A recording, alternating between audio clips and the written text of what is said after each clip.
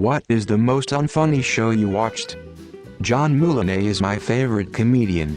His sitcom Mulaney is one of the least funny sitcoms I've ever watched. Know how they had that 70s show and it was awesome? Tried that 80s show, Cavemen, on ABC.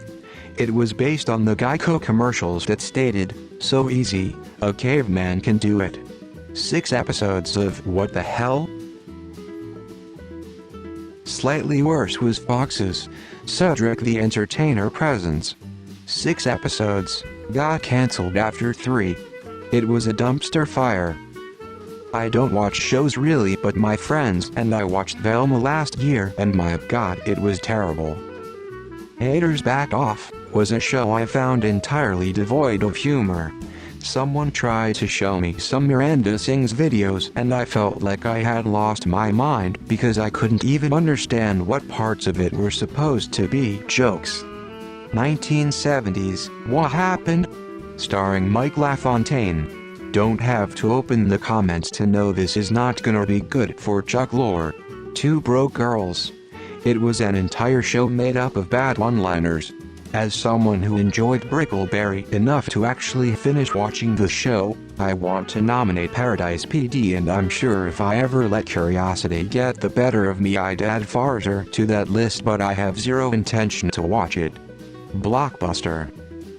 That new one with John Cryer, Fuller House.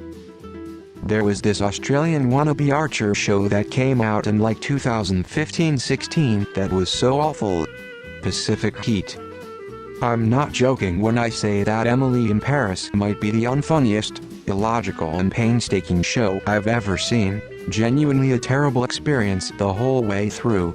How that show has 3 released seasons and another cooking while good shows like Inside Job and 1899 get dropped from Netflix is fucking beyond me. 2 Broke Girls.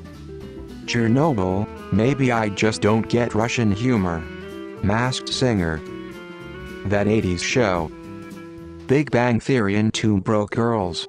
The most obvious and least clever jokes ever in the history of television. Okay, I'm old, but Mr. T and Tina.